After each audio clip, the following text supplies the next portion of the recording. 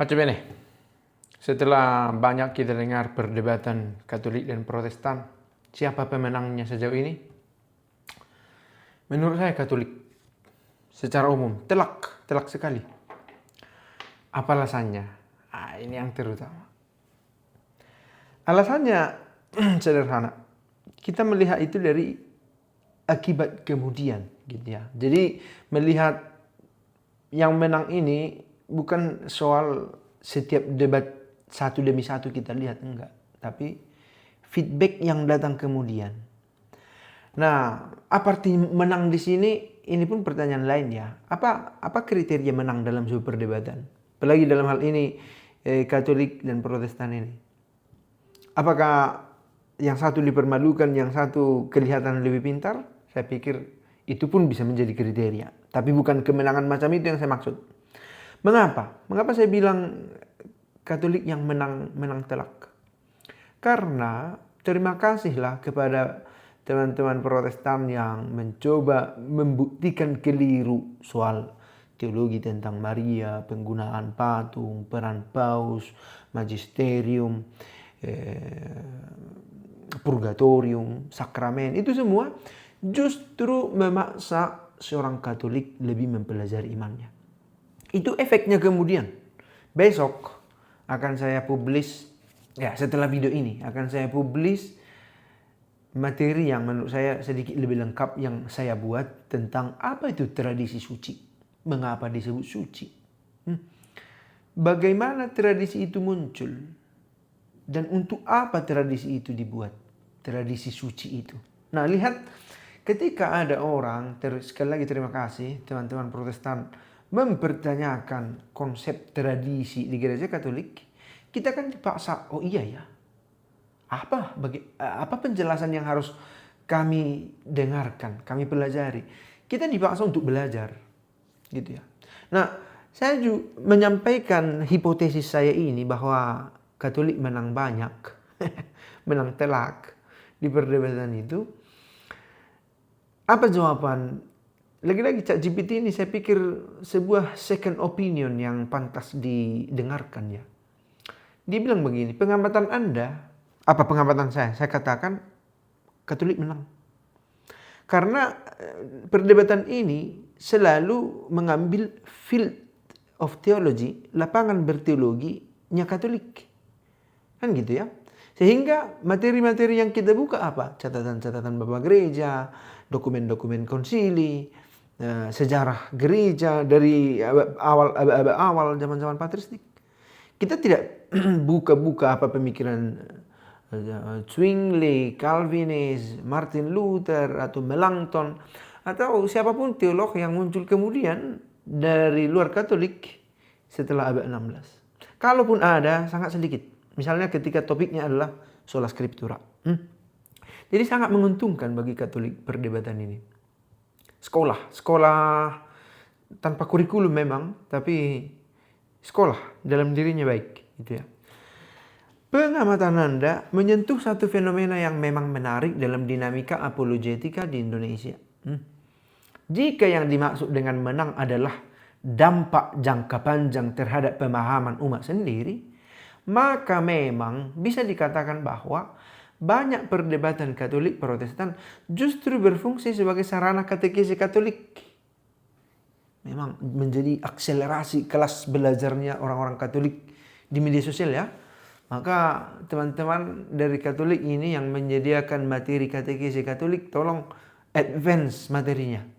Karena jangan-jangan apa yang kamu ajarkan itu sudah dia pelajari oleh para katekumen ini di media sosial. Meski sekali lagi tidak sistemik ya. Berangkat dari mana, menuju ke mana, sampai di mana. Tidak teratur, barangkali random. Tapi dia sudah pelajari itu. Dan dia jangan-jangan beli buku juga. Para katekumen atau simpatisan yang mempelajari kekatolikan. Tapi dari media sosial sudah dikatakan berfungsi justru sebagai sarana katekesi Katolik.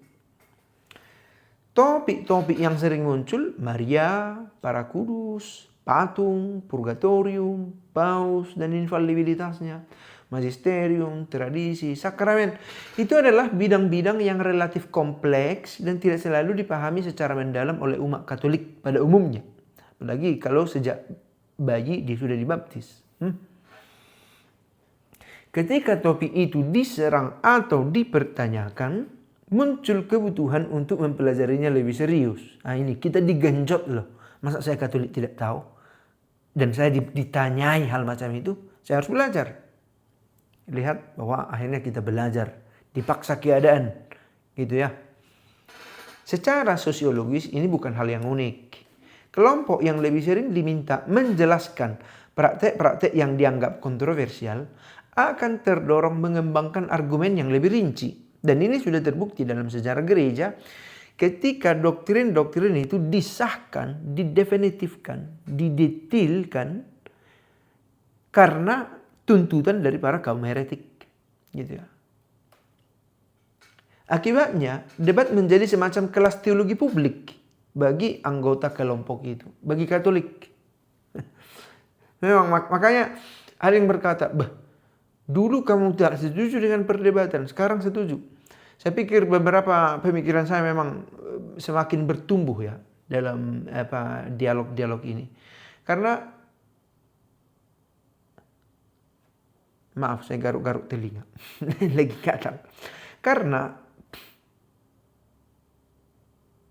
pelan-pelan semakin kelihatan bahwa perdebatan ini meski cara penyampaiannya bisa dikritisi lagi ya. Perdebatan ini justru menjadi semacam sekolah terbuka bagi orang yang menyimaknya. Banyak perdebatan memang berpusat pada doktrin khas Katolik. Tadi saya sudah katakan, penghormatan Bunda Maria, doa kepada para kudus, relikwi, purgatorium, tradisi apostolik, otoritas magisterium. Semua ini adalah doktrin eksplisit yang dipertanyakan oleh banyak kalangan Protestan. Karena itu Katolik harus menjelaskan dasar biblis, historis, dan teologisnya. Termasuk juga saya kalau buat konten, ya, akhirnya membaca. Akibatnya, umat Katolik yang mengikuti debat sering keluar dengan pemahaman yang lebih mendalam tentang ajaran gereja. Sebaliknya, banyak doktrin Protestan dianggap itu default. Di banyak debat Indonesia, doktrin Protestan sering diasumsikan sebagai posisi awal yang tidak perlu dibuktikan panjang lebar. Sola Scriptura, sola fide, kepastian keselamatan, gereja tak terlihat, invisible church, penolakan tradisi normatif, penolakan suksesi apostolik. Jadi ilmunya itu kebanyakan negasi. Bayangkan banyak eksponen, tokoh-tokoh dari yang mewakili Protestantisme ini mengulik-ulik wilayah berteologinya orang Katolik. Jadi dia menghabiskan energi, perhatian, dan sumber daya yang dia punya untuk memunculkan teori menegasi gitu. Bahwa tidak benar ada suksesi apostolik. Padahal itu bukan ilmu ya. Teori bahwa tidak benar ada tradisi suksesi apostolik. Apa yang mau dipelajari di sana sebagai sebuah teologi bagi mereka? Tidak ada. Makes no sense. Kan? Kalau tidak benar bahwa Maria, Bunda Allah, tetap perawan, diangkat ke kemuliaan surgawi, dikandung tanpa dosa, tidak berguna karena dia membuktikan tidak ada. Dia berusaha membuktikan sesuatu yang tidak ada. Kalaupun dia benar bahwa itu tidak ada gunanya untuk dia karena tidak ada. Saya pikir menarik penalarannya. Tapi oke, ini tergantung juga pada kualitas debat, kata dia. Kalau debat dilakukan pada tingkat akademis yang lebih tinggi, misalnya soal kanon kitab suci, otoritas gereja perdana, perkembangan doktrin, eklesiologi, hubungan kitab suci dan tradisi, maka Protestan juga dipaksa memperdalam teologinya sendiri, kalau lebih dalam ya.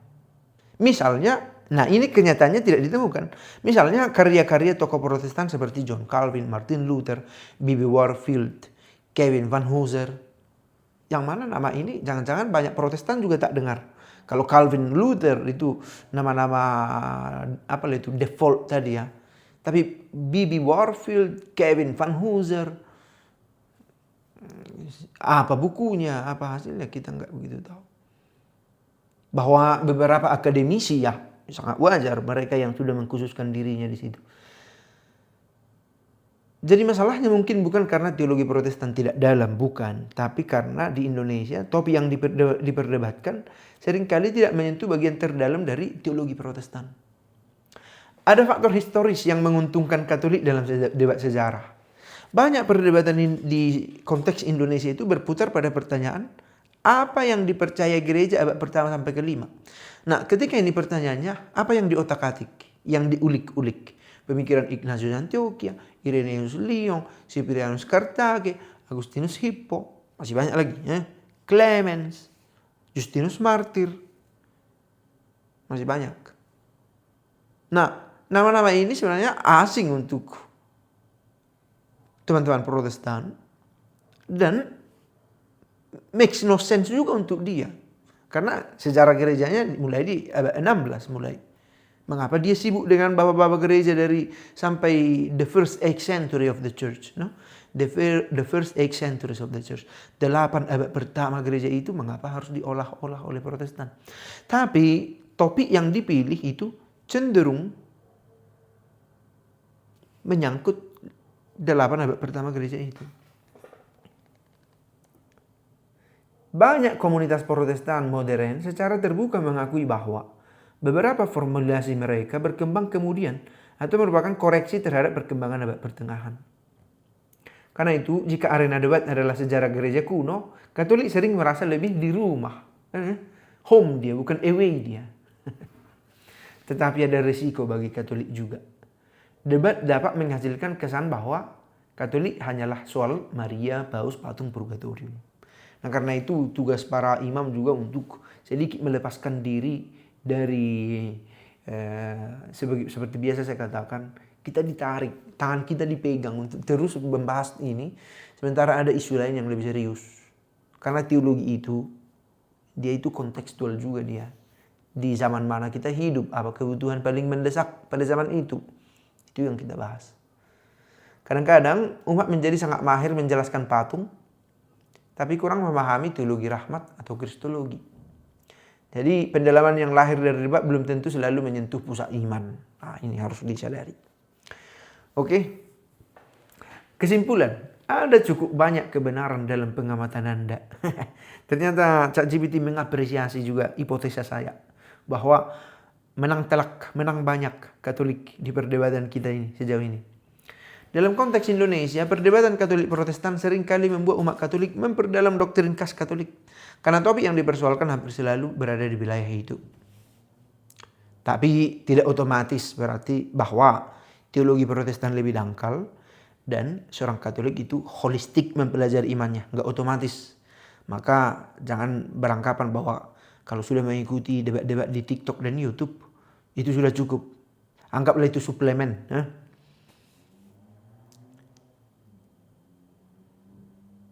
Jadi ini lebih sering memaksa umat Katolik menjelaskan dirinya. Bukan memaksa Protestan menjelaskan dirinya secara mendalam. Sekali lagi, justru teman-teman Protestan membantu Katolik untuk menemukan dirinya, gitu ya, mengenal dirinya. Nah, jadi dari sudut akademik dia katakan ini, pernyataan yang lebih menarik bukan soal siapa menang debat, bukan itu pada akhirnya ya, melainkan kelompok mana yang setelah debat semakin memahami dasar historis, dasar biblis, dan dasar teologis dari keyakinannya sendiri. Pada titik itu memang banyak debat di Indonesia berfungsi sebagai sarana pendalaman identitas Katolik. Itu sudah kesimpulan, saya tidak usah tambah. Ciao, pace bene.